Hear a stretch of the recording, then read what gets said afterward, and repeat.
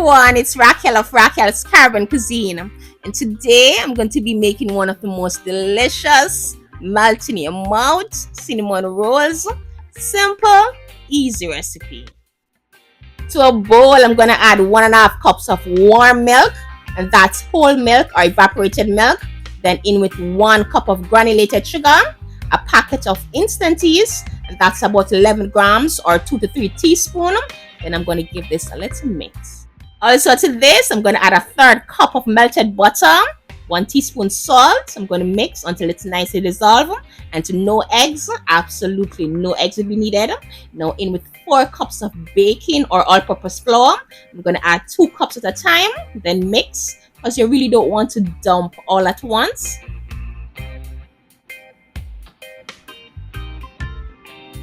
Now I'm going to mix this until all the ingredients are nicely incorporated and a shaggy sticky dough is going to form. Now I'm going to get my hands in and I'm going to knead this, say for about 3 to 4 minutes, creating a soft dough. And at any time it becomes too sticky to handle, just dust some flour on and continue kneading. Now I'm going to drizzle a bit of oil just to keep the dough nice and soft. Then I'm going to cover this down with a plastic wrap, trapping the air in, and I'm going to allow this to sit and rise for about 40-45 minutes or until it at least doubles in size. So while the dough is poofing, I'm going to make that delicious cinnamon filling. I'm going to add 1 cup of sugar along with 2 tablespoons cinnamon powder, also 1/3 cup of softened butter. Yes, I'm going to mix this, creating a paste-like texture, and this cinnamon paste smells absolutely delicious. About 1 hour later, the dough have risen. I'm going to pour this out on a clean, dusted surface. And at this time, the dough is soft and easy to handle. You could use a rolling pin or you could simply use your fingers. I'm going to spread this apart evenly into a rectangular shape. Now I'm going to spread the cinnamon butter paste evenly, getting every nook and cranny of the surface of the dough. And this is fairly easy to spread due to the softened butter. Now I'm going to roll the dough tightly, brushing away any excess flour beneath, and you want to roll evenly as you can, shaping as you go.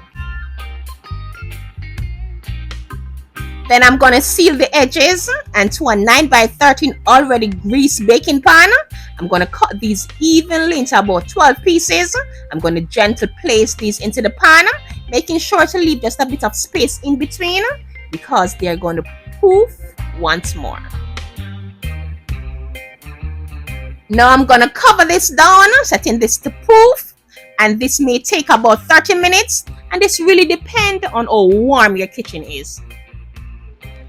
30 minutes later, these have poofed up beautifully, and to a 350-degree preheated oven, I'm going to allow these to bake until they are perfectly done. 25 minutes later, and these are smelling amazing.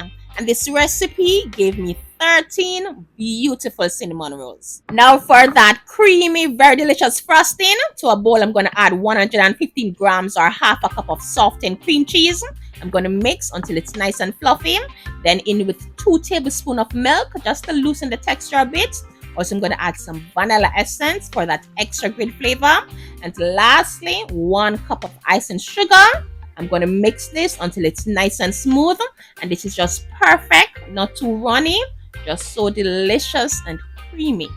The cinnamon rolls have been cooling down for about 15 minutes, and try not to add the frosting if the rolls are too hot.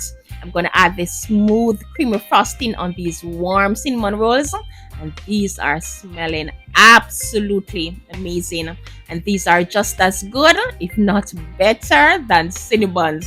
Believe me, super soft, no eggs were needed, not to even mention the flavor. A full written recipe will be listed down below in the description box, and I want to thank you so very much for watching, and my little helper will let you know what he thinks of them. It tastes absolutely delicious. It tastes amazing.